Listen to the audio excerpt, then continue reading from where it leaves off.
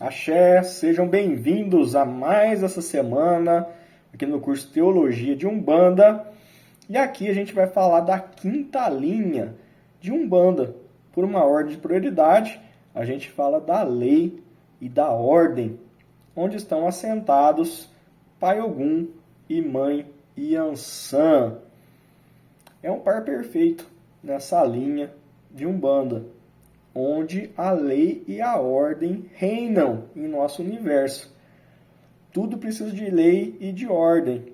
A lei e a ordem é a execução da própria justiça. Trono anterior, que a gente falou aqui sobre Xangô e Oroiná, não é?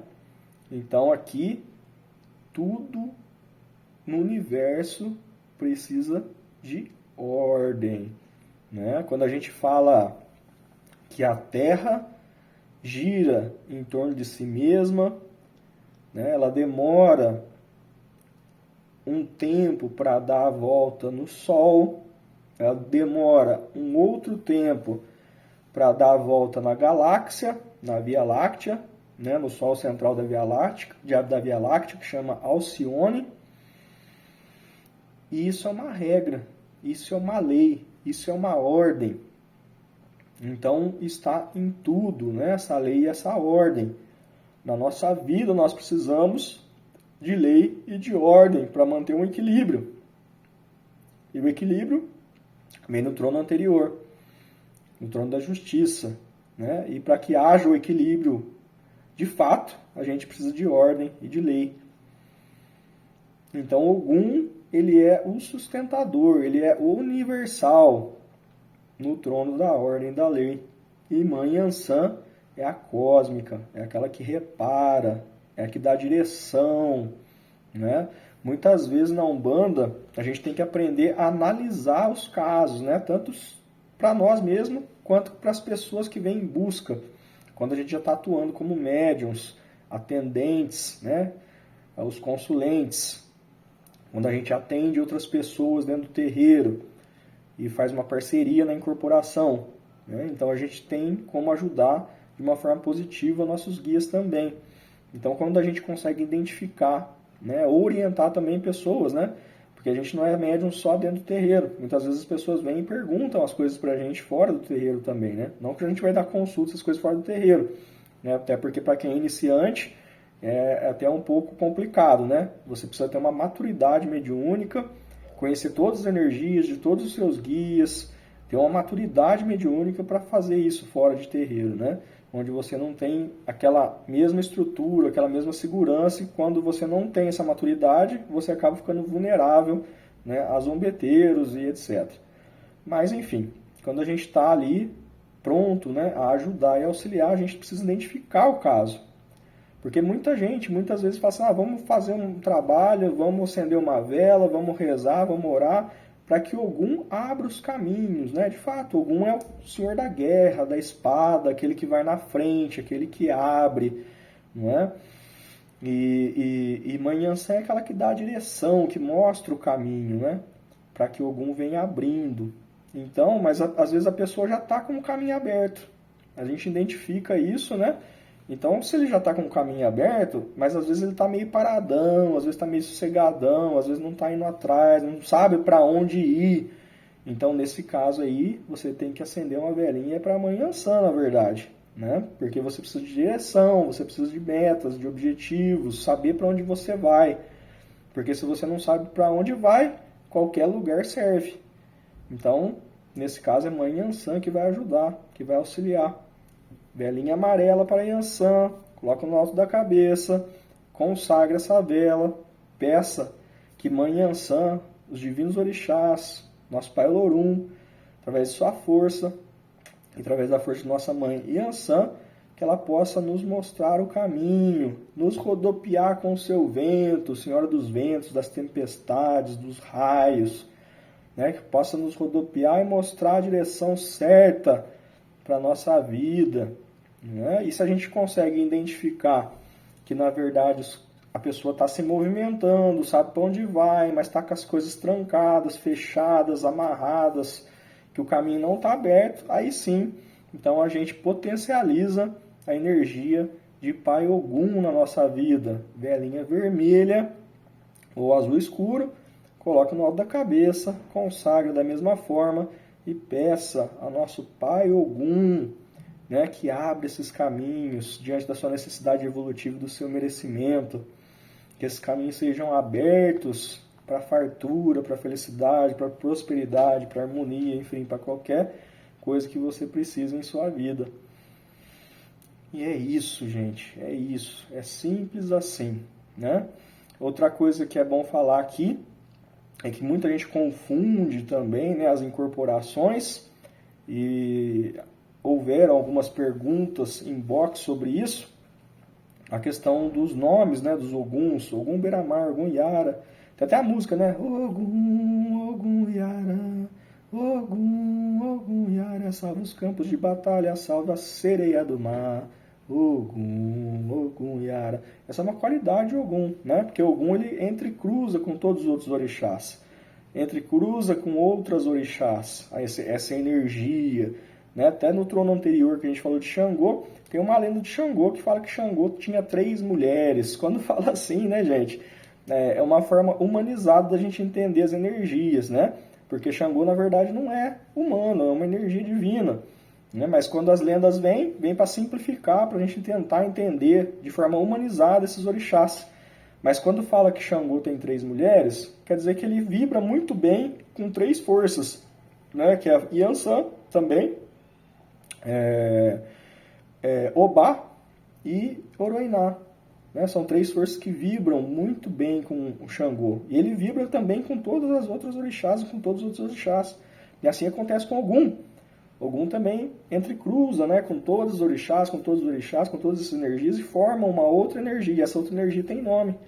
Aí são esses nomes, né, compostos que muitas vezes Oguns naturais, quando vêm em terra, na Umbanda, eles se apresentam com esses nomes. Ogum Megê, Ogum Malê, Ogum Yara, Ogum Sete Espada, Ogum do Fogo, Ogum da Água, Ogum da Terra, Ogum Beira-Mar.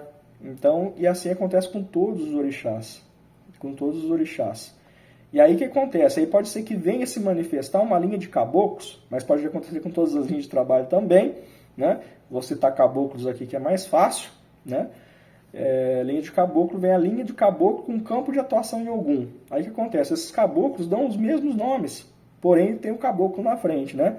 Caboclo Ogum Sete Espada, Caboclo Ogum Megê, Caboclo Ogum Yara e assim por diante, né? E quando é natural é só Ogum, né? E outra coisa, é fácil de identificar também nessas incorporações, quando é um natural do orixá, um natural encantado, eles não falam, eles não se comunicam, eles não dão a palavra, eles só trazem o axé através da forma de movimento, de dança. Então eles trazem o axé para o terreiro. E também não adianta, viu, gente? Tem muita gente que vai lá, né, quer olhar como é que o candomblé faz, né, porque o candomblé é uma religião que trabalha única e exclusivamente, o candomblé é candomblé mesmo, não estou falando um bandomblé não, candomblé. Né? Candomblé ele trabalha única e exclusivamente com a força dos orixás, dos naturais dos orixás. Quem dá consulta no candomblé é o pai de santo, através dos búzios, diferente da Umbanda. Na Umbanda quem dá consulta são os guias de trabalho. Não é? Então... E os naturais vêm para trazer o axé no terreiro. A incorporação é diferente, porque é outra religião. É outra cultura, é outro tudo. Então não adianta comparar, não adianta querer fazer comparações, não adianta também querer copiar, que vai estar copiando errado. Né? Porque, na verdade, na Umbanda a gente tem uma liberdade religiosa de exercer nossa fé e nosso sagrado. Então, até aconselhado que os médiuns fechem os seus olhos no momento da incorporação do natural, de qualquer orixá que seja, e deixa acontecer, fica facinho ali, deixa a coisa acontecer, e a forma correta é essa, de cada um, né? Não sabe se qual é aquele Ogum, qual campo de atuação ele tem, qual entrecruzamento ele está, então ele vai se movimentar de formas diferentes um do outro, porque eles têm qualidades diferentes, e depende da qualidade, ele vai se movimentar, fazer o seu axé também de formas diferentes. Isso é muito importante a gente falar aqui. Tá? E alertar quanto a isso, né? Então vamos lá. Ogum, mesma coisa, levantou a velinha, passa no seu corpo, pede abertura de caminho, se o caminho está fechado, se o caminho já está aberto, se você está ali meio paradão, meio quietão, né? Meio sem saber para onde vai, aí velinha amarela para Yansan, copinho de água do lado, bem tranquilo, uma coisa bem básica, e passe ali, né, por todo o seu corpo, firma essa vela no seu altar, ou onde você quiser, na sua casa, no seu lar, no seu terreiro, pedindo essas forças de Pai Ogum e de Mãe Yansan para a abertura de caminhos, para a direção, para a ordem, para a lei. Ogum, no sincretismo religioso, a gente pode falar aqui que é um santo muito conhecido, né? Que tem as qualidades, né, de Pai Ogum, que é São Jorge guerreiro. Ele tem as qualidades, né, traz as qualidades de Pai Ogum muito forte. Então, associa-se esse santo, né, através do sincretismo religioso, com Ogum. E de Mãe Yansan, sincretismo religioso, é Santa Bárbara. Santa Bárbara traz as qualidades de Mãe Yansan. Não são os mesmos, tá, gente? Eu já falei isso em outras aulas, mas é sempre bom lembrar. Não são as mesmas pessoas, porque os santos são encarnados, são pessoas que tiveram reencarnações, são pessoas que se tornaram santos por um processo religioso dentro do cristianismo, e, enfim, né? E o orixá é uma energia. O orixá é energia divina, energia de Deus que circula o universo. Então, não tem como ser as mesmas pessoas, né? Ou seres. Tá certo? Isso é bom falar aqui também. Já disse a cor, né? Velhinha, mas está tudo no material de apoio, esses dados mais técnicos aí, eu estou falando aqui, mas todos os dados técnicos do orixás estão ali no material de apoio e você pode estudar lá, porque uma coisa complementa a outra, tá bom? Outra coisa importante é o trono oposto, né? A gente fala do trono oposto para a gente saber quando precisa, né, dessa força. Então, essa lei, essa ordem, quando a gente está em desequilíbrio, né, em lei e ordem, a gente está sem lei, a gente está sem ordem na nossa vida, e isso é o que a gente chama de inferno, né? Um trono oposto aí da lei e da ordem é a desordem, e a desordem é o caos, e o caos acaba sendo, entre aspas, o inferno, do qual a gente na Umbanda não acredita, né? A gente não acredita no inferno em si, na região inferno, né? Na região onde habita o demônio, o diabo. A Umbanda não acredita nesse ser, porque para nós tudo é Deus, né? Então, se a gente acreditasse no demônio, do diabo, a gente acreditaria em dois deuses, né? Então, a gente não acredita nisso, a gente acredita em um único Deus, e tudo é Deus. E se tem esses opostos, essas vibrações opostas, é justamente para nos atrair até lá, né, quando a gente está em desequilíbrio. Quando a gente está em desequilíbrio muito grande, a gente é atraído por esses tons opostos, para que a gente então acorde, desperte e consiga voltar a vibrar no alto e no positivo, né? Por isso existe o embaixo e a esquerda para trabalhar o nosso emocional, né? E a direita e o alto para trabalhar o nosso racional.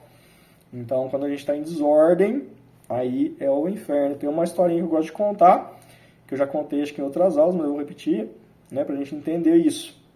Um samurai foi atrás do seu mestre e lá ele queria saber o que era ou onde era o céu e o inferno. Mestre, me diga onde é o céu, onde é o inferno, eu preciso saber. Eu preciso me despertar para isso, eu preciso saber, me fala. E o mestre falou, não, você não vai saber, não é hora, não é momento. E ficou gesticulando ali dessa forma, que não queria, não ia falar. E ali o samurai se irritou com isso. Ficou muito irritado, não, o senhor tem que me falar. E ficou muito irritado, não vou falar. E saiu uma discussão ali.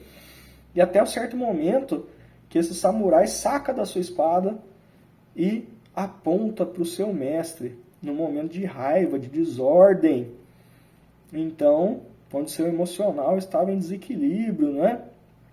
E aí o que acontece? O samurai olha para o olho dele e fala assim, ó, eis aí o inferno. E aí o samurai se arrepende, se transforma naquele momento, se arrepende da ação e guarda a sua espada na bainha. E aí o mestre vira para ele e fala, eis aí o céu. Então, o céu e o inferno está dentro de cada um de nós. Os desequilíbrios, a desordem, acabam gerando, né, esse estado infernal de desordem em nós. né? E o estado de paz, de transformação e de tranquilidade acaba gerando o céu, né? Entre aspas, em nós. Então tá tudo dentro. A gente costuma procurar respostas, procurar as coisas muito fora. É natural do ser humano, mas a gente tem que começar a aprender a procurar as coisas dentro de nós. Porque as respostas estão dentro. Tudo está dentro. Tudo está em nós. O alto, o embaixo, a esquerda e a direita. A cruz do médium, né? Cruz tridimensional do médium, eu costumo falar. Onde vibram todas essas dimensões, todas essas forças, todos os orixás. A gente tem o adjunto, o de frente, os ancestrais que vibram com um pouco mais de força em nossa vida. Mas todos os orixás vibram em nós. Somos filhos de todos os orixás. Temos 7 chakras, em cada um dos chakras vibra um trono. Cada trono tem 2 orixás, então os 14 orixás maiores vibram em nós todos, através dos nossos chakras. Em determinados momentos, um assume a frente, e em determinados outros momentos, outros assumem. E 4 deles vibram com um pouco mais de força. O de frente é o adjunto, aqueles que estão nessa encarnação, por uma necessidade evolutiva nossa, vibram com um pouco mais de intensidade. E os nossos ancestrais, que são os nossos pais e mães, aqueles que nos fatoraram lá na centelha divina, no nosso nascimento, né, espiritual, esses não mudam nunca e vibram sempre em nós. Até a gente voltar, né, à fonte que tudo é. E o caminho é longo. O caminho é bem longo, né? Tá certo, pessoal? Então é isso. Trono da lei e da ordem, para a gente entender um pouquinho quem é Pai Ogum e quem é Mãe Ansã. É isso, tá? É a lei e a ordem na nossa vida, no universo, no planeta Terra. Tudo que está em ordem, tudo que está em movimento, pertence a esse trono divino, né? E é isso, tá bom, gente? Aí, para complementar esse vídeo, é muito, muito importante que você leia o material de apoio, tanto o que está dentro da semana, quanto aquele que eu deixei para o lado de fora da semana, né, que é Teogonia, e ali tem dados incomuns para todos os orixás. Os 2 materiais são necessários para que complete o vídeo e o vídeo complete eles, tá bom? Aqui a intenção não é repetir o texto, né, senão fica uma coisa chata e maçante. Então não repito o texto, mas falo alguma coisa aqui para completar, para vocês entenderem de uma forma mais humanizada cada um dos tronos, tá bom? E qualquer dúvida que haja, logicamente, a gente tem o grupo de apoio e tem aqui a plataforma também. Mas eu sugiro que vocês usem o grupo de apoio para fazer as perguntas, que é mais fácil e eu olho com mais frequência. Tá joia? Gratidão, até a próxima semana. A gente vai falar da 6ª linha da evolução. Até lá, a gente se vê.